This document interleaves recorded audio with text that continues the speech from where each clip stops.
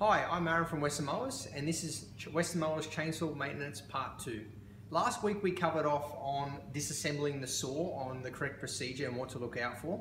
This week I want to talk to you about the chainsaw bars and the correct maintenance tips that are required on them. Two things with a bar: we always want to make sure that what we call dressed, which means that the edges are square and it's going to cut nice and true into the log. The best way is a nice big broad flat file. And what we're going to do is, your best way is to mount it into a vise where we can physically sit there and we can flat fold the top, and that's going to get it true. You'll find there's going to be a bit of a burr mounted on the side, so mind your hands, use your flat file, and we're just going to simply run the flat file along the side.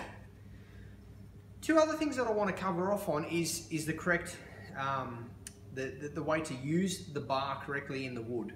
Now, I've marked this bar here with what we call kickback zone. So on the tip of a bar, on the top and bottom quadrant. So if I'm physically cutting a block of wood, which is here, and I'm using the bottom tip of this quadrant, what's going to happen is the bar is going to want to kick down. If I'm using the top half coming up into the wood, as I come up, it's going to want to kick back, which is good chance you're going to hit yourself in the head.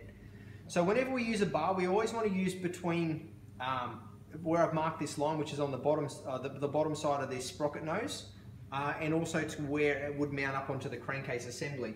Most chainsaws will have what we call a bucking spike. This bucking spike isn't a wedge or a lever that you can jam it into a log to physically cut.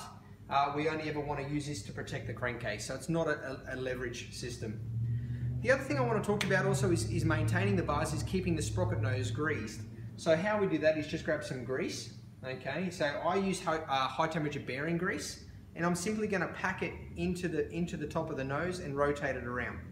Okay. It's always handy to have a rag handy so you can wipe your hand when you're done. I found one in the workshop that somebody hasn't greased, and what you'd actually find is the tip of the sprocket. See how it's collapsed and it's actually moving in and out. Lack of maintenance, constantly using the tip plunge cutting into a wood also will cause this to happen as well. So make sure we always keep our bar dressed nice and square. We avoid using the tip of the bar. Otherwise, we'll look forward to talking to you on week 3, and we'll cover off on how to sharpen a chain correctly. Have a great weekend. Thank you for listening.